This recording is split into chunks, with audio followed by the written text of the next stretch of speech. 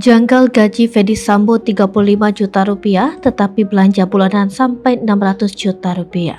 Kuasa hukum keluarga Brigadir J Martin Simanjuntak mengungkapkan kekhawatirannya dalam persidangan kasus pembunuhan Brigadir J. Pasalnya, terdakwa utama kasus tersebut yaitu Ferdy Sambo dinilai masih memiliki kekuatan untuk mengendalikan proses hukum.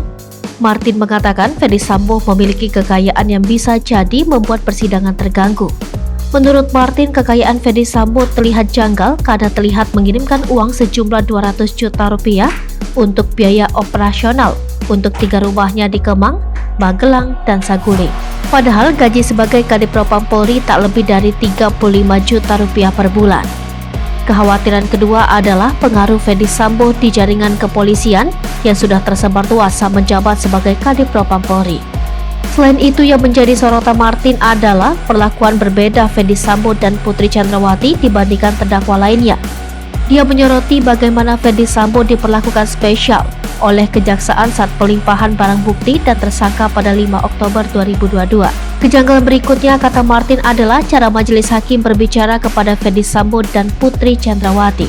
Adapun persidangan Ferdy Sambo sudah memasuki pekan ke-6, terhitung sejak 18 Oktober 2022. Ferdy Sambo didakwa melakukan pembunuhan berencana yang menghabisi nyawa Brigadir J. Dia tidak sendiri, Sambo disebut merencanakan pembunuhan itu bersama istrinya Putri Chandrawati, juga Richard Eliezer, Ricky Rizal sebagai ajudannya, dan Kuat Ma'ruf yang merupakan sopirnya. Peristiwa pembunuhan Yosua disebut terjadi akibat cerita sepihak istri Ferdy Sambo, Putri Chandrawati, yang mengaku dilecehkan Yosua di Magelang. Kemudian Ferdy Sambo marah dan merencanakan pembunuhan terhadap Yosua yang melibatkan Richard, Ricky, dan Kuat. Akhirnya, Brigadir J tewas di rumah dinas Sambo di Kompleks Polri Duren 3, Jakarta Selatan pada 8 Juli 2022.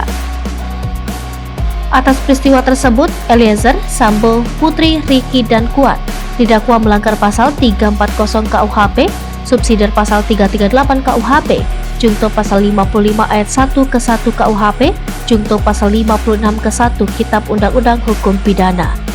Kelimanya terancam pidana maksimal hukuman mati, penjara seumur hidup atau selama-lamanya 20 tahun. Khusus Ferdy Sambo, jaksa juga mendakwa ex-Kadif Propam itu terlibat obstruction of justice atau perintangan penyidikan pengusutan kasus kematian Brigadir J.